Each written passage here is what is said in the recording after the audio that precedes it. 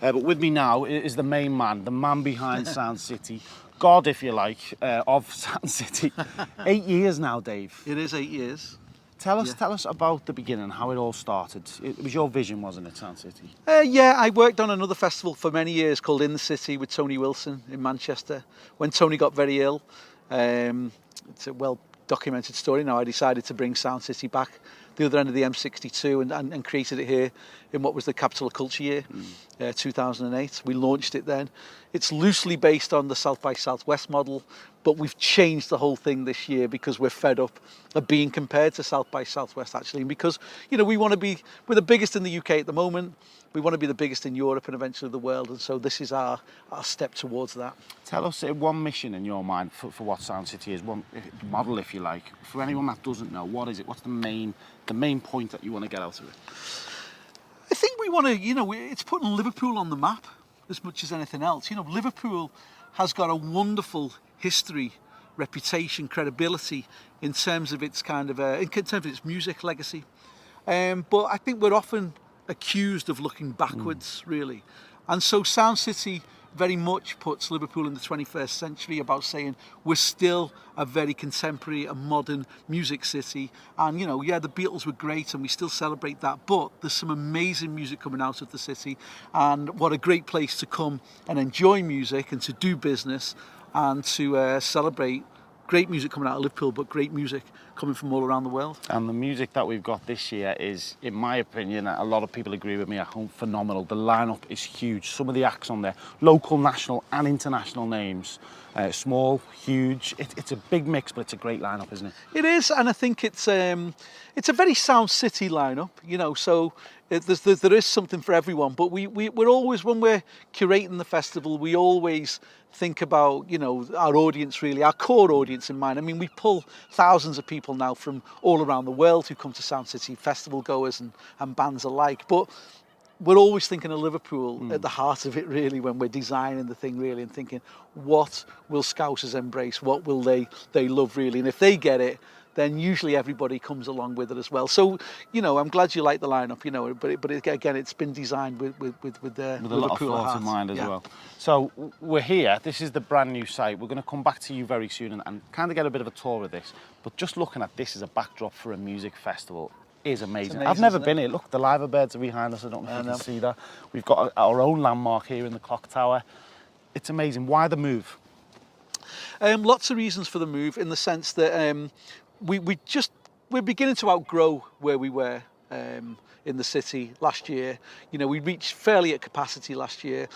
I also, going back to that thing we were saying before about we're getting compared all the time to South by Southwest. Now, South by Southwest is a multi-venue model that is based upon using bars and any other space in the city that they can. We just want to change all of that really, and we figured that what has Liverpool got that nobody can easily imitate?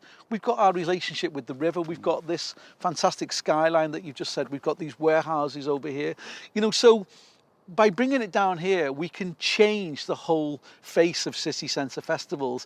And what it means then is everybody's looking at us, and we almost kind of redefine what a city centre festival is all about, because it'll still have nearly 300 bands from all around the world, so lots and lots of emerging bands, but lots of big bands tied in with the conference at the Titanic Hotel where you've just been to. So by putting it here on Peel's land, on Liverpool waterways, what we're doing is redefining everything. Brilliant. I'm really looking forward to hearing about what is going where the main stage is, for example. We're going to find that all out over there. We'll talk more on that in a second. You mentioned the main stage is there, so you're going to have that as your backdrop for anyone watching the main stage.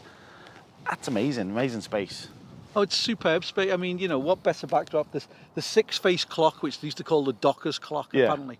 So wherever you were on the docks, you could see the clock and you knew when your tea breaks were. Brilliant. And when your lunch breaks were, and they were generally 4-hour lunch breaks and 3-hour tea breaks apparently. And then with the amazing skyline of Liverpool behind you, bands like Bell and Sebastian, Vaccines, the Flaming Lips are going to headline that stage, and that'll be the backdrop. I think in Liverpool's history there's never been a better stage backdrop than that. No, you know what I mean? I don't think so. Incredible. Yeah. And we've certainly. I mean, no one ever thought about putting a festival right here on on the edge of the waterways before, you know. So it took a lot of planning and it took a lot of convincing people. But you know, Peel have been fantastic with us all the way through. Titanic got it straight away. You know, so once you got your main stakeholders on board, you know, it's been an easier battle, shall we say, getting through it all. Let's have a little look, because there's going to be a couple of stages, so we'll walk and talk. There's going to be a couple of stages here as well. So what will be happening here? So this fence is coming down, so you got to imagine that fence. I mean, at the moment we're surrounded by pipes and different things. All this is being moved out before the festival. And we'll have more stages over there. We've got our own record store, so there's going to be a vinyl record store that's there for the whole 3 days, and that's going to have its own staging. Mailchimp are sponsoring that. They brought that to us. We've got Screenadelica as well that's there, which we've done year on year really, which is poster art exhibition, so people will be able to buy these posters. And then we've got the Kraken stage, because of our relationship with the water. The cavern stage, which is going to be as though the cavern has been blown up and bits of it have landed on the site. Is this the first time we've had the cavern involved in Sound City? No, they've been involved with us a number of times. They've worked with us in New York and on a number of things, but this is, you know, they've been great supporters and friends with us for several years now. And then we've got a stage called the North Stage, because we're trying to cement that fact that, you know, we're Liverpool, we're the North, and this idea, you know, of our kind of our bastion right up here in this northwest corner, really. So they're all the stages there across the bridge, so you actually feel like you're on an island, you know, across there. And then tucked away in the corner there, which we've not announced yet, so a bit of an exclusive, we're actually bringing in a huge tall ship. Wow. Again, there's going to be private parties and various things going on that tall ship that as well. That will be over there. So that will come through here. It'll only be over there. Heineken are bringing that in. Brilliant. You know, Heineken are working us again. So a bit of a Goonies moment there, and the ship's coming in. I'm looking forward to that. Just quickly, there's a lot happening on the water as well, isn't there? There's a lot of visual arts happening. There is. We've got surprises. Well, there's lots of spectacles. We're working with a company called Space Cadets that are bringing huge inflatables. We've got the Lantern Parade doing a specially commissioned piece for us, and then what we've got is boats who'll be bringing delegates from the Titanic Hotel here to the festival site on boats and you know, all kinds of different things going on. It's going to look great. I can't remember all the stuff. And the sun shining today. This is going to be a sun track. It's going to be brilliant. It's going to be roasted. It's going to be vest and Ray-Ban weather, definitely. Now this is the hangar, if you like, and this is the location of the second biggest stage. This is called the Baltic stage. So this is what's our second biggest. You know, we've got we can fit around about 4,000 people in this space alone. Going to be a huge stage built here.